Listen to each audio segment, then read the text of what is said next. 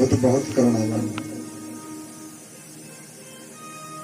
भगवान सूत जी पधारे हैं 88,000 ऋषि मुनियों के बीच में, और 88,000 ऋषि मुनि श्रोता के रूप में और वक्ता के रूप में भगवान सूत जी हैं। बोला ऋषियों सुनो, भगवान जी की कथा अनंत कथा है, इसका पार कोई नहीं पा सकता। महाराज कौन पा सकता है इसका पार? कोई नहीं पा सकता। हरि अनंत, हरि कथा अनंता। जन्मादस्य यतो अन्वतात् इतरता च अरथेषु अभिज्ञा स्वरात्। तेने ब्रह्मा मुह्यन्ति सूरय तेजो वारी मृषां विनमयो यत्र त्रिसर्गो मृषा। बोला सुनो ऋषियों, अखिल सृष्टि जितनी सृष्टि है, उस सृष्टि में जितने देवी देवता लोकपालगण जितने देवी देवता हैं, वो सब देवी देवता इनकी आज्ञा का वहन करते हैं, इनकी आज्ञा का पालन करते हैं। ये परम पिता परमात्मा है। ब्रह्मादि लोकपालगण सभी को इनकी आज्ञा का पालन करना ही पड़ता है, क्योंकि ये अखिल ब्रह्मांड नायक भगवान नारायण। नारम जलम ये अयनम यस्य स नारायण, कि जिनका निवास स्थान कहाँ है? जिनका निवास स्थान है जल में। जल में जिनका निवास स्थान है, अयन मानो स्थान,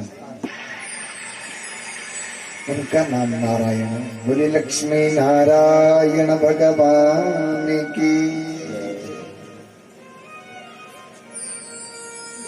88,000 ऋषि मुनियों में से कुछ मुनियों ने भगवान सूत जी से कुछ प्रश्न किए। बोला प्रभु, हमारे मन का कुछ संशय है, आप हमारे मन को इस संशय को दूर करिए। बोला प्रभु, हमारा पहला प्रश्न है कि मनुष्य मात्र को मोक्ष श्रेय की प्राप्ति कैसे हो सकती है, वैकुंठ कैसे मिल सकता है। दूसरा प्रश्न किया कि समस्त शास्त्रों का सार क्या है।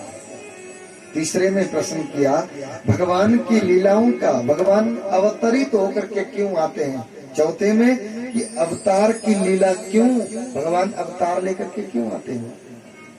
उनकी लीलाओं का बहन हम सुनना चाहते हैं, उनकी लीलाओं का अवलोकन हम सुनना चाहते हैं। प्रभु क्यों आते भगवान? जब राम बन गए थे, कृष्ण बनने की क्या जरूरत थी? 24 अवतार लेने की क्या जरूरत थी भगवान को? भगवान तो एक है, नाम अनेक है, भगवान एक ही। बोला जब भगवान श्री कृष्ण और बलराम की जो कथा है उसको हम सुनना चाहते हैं। प्रभु जब इस धरा को, इस पृथ्वी को छोड़ करके जाने लगे, जब अंतर्हित हुए थे ना भगवान श्री कृष्ण, तो धर्म किसकी शरण में गया? धर्म अवशेष है या नहीं है, ये प्रश्न किए। जब ये प्रश्न किए तो बहुत गदगद हुए और उनके प्रश्नों के उत्तर देते कहते हैं कि मनुष्य मात्र को श्रेय की प्राप्ति कैसे हो सकती है? मनुष्य मात्र को श्रेय की प्राप्ति भगवान की भक्ति से हो सकती है।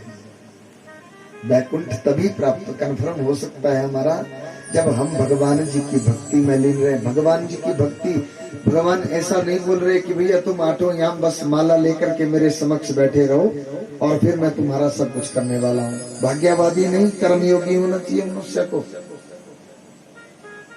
कर्मयोगी होना, कर्म करना ही पड़ेगा हमें, तभी जाकर के हमें भगवत प्राप्ति। और सबसे बड़ा अगर कोई आसन है तो हमारा गृहस्थ आश्रम है।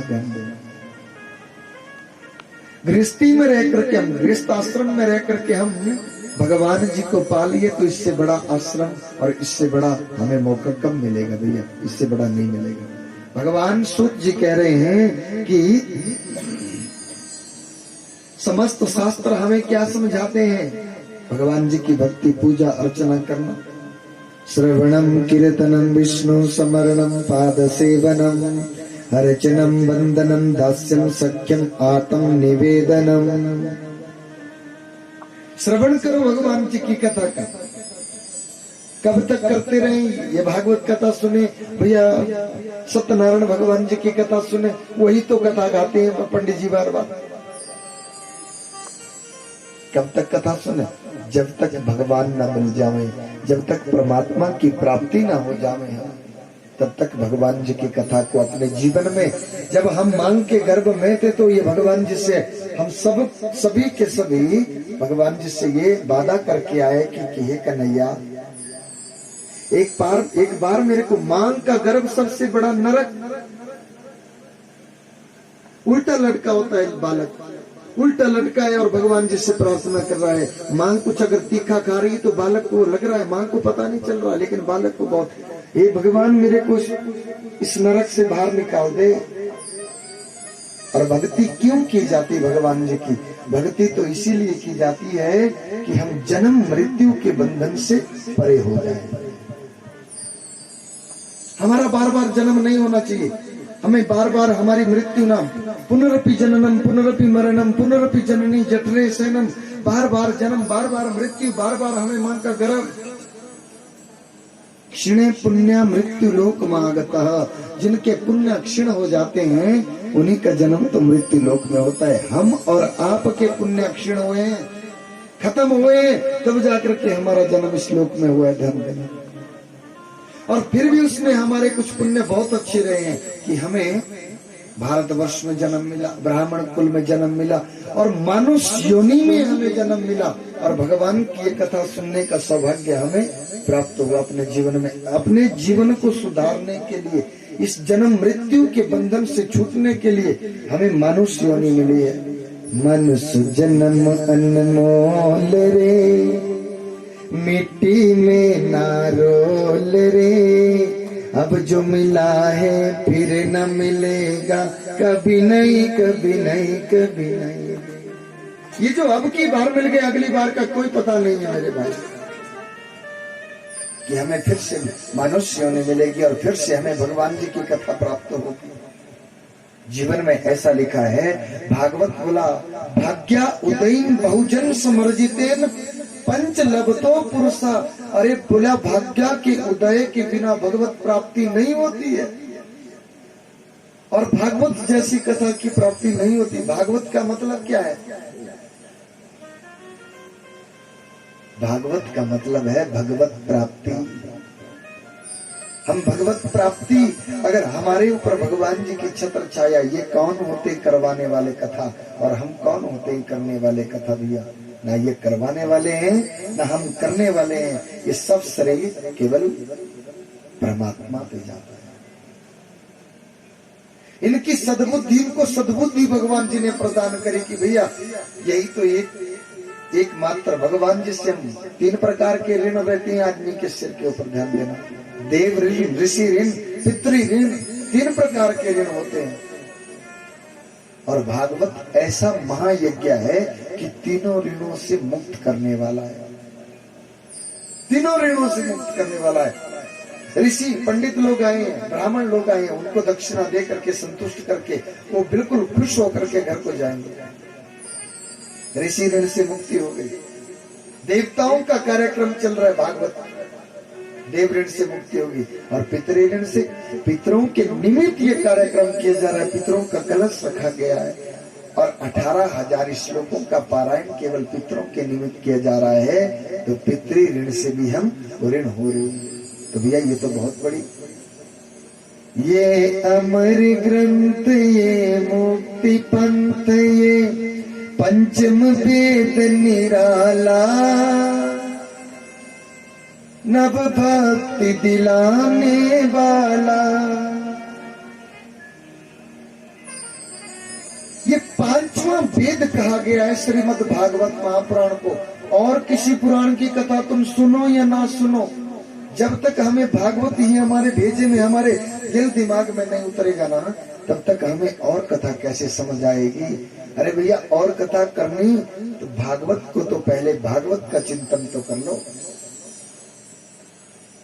श्रीमद् भागवत महापुराण कोई ऐसी कथा नहीं है कि भैया इसमें नाच गए, गाने वाला गा गया, नाचने वाला नाच गया, ढोलक बजाने वाला ढोलक बजा गया, पिट गया, हो गई कथा। इसे कथा नहीं कहते। कथा में मन लगा, मन मध्य मंत्र, मंत्र मध्य मना। भगवान जी की कथा को उसमें अपने मन को डुबो दो बस।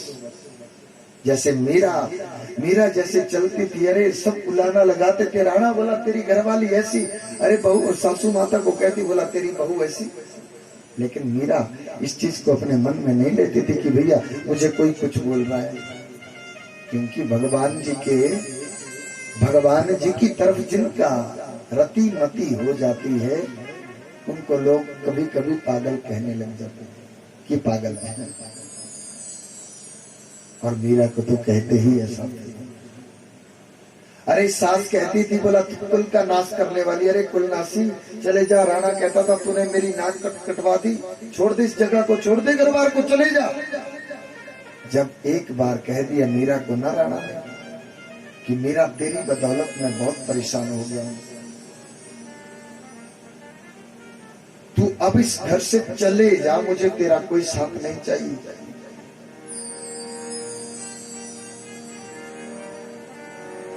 गिरधर नाम की माला लेकर मीरा ने घर छोड़ दिया।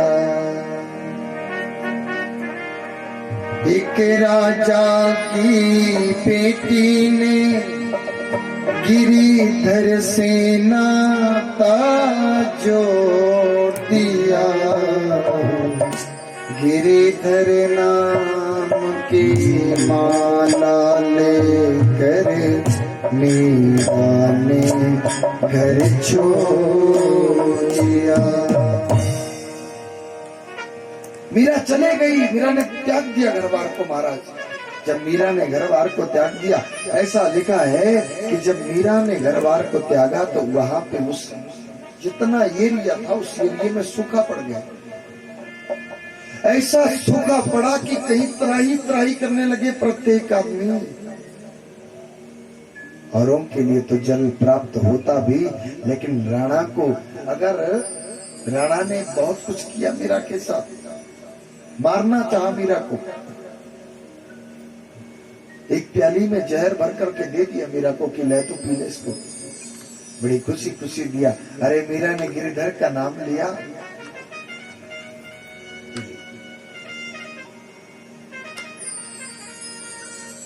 कुछ नहीं हुआ मीरा को, अमृत हो गया।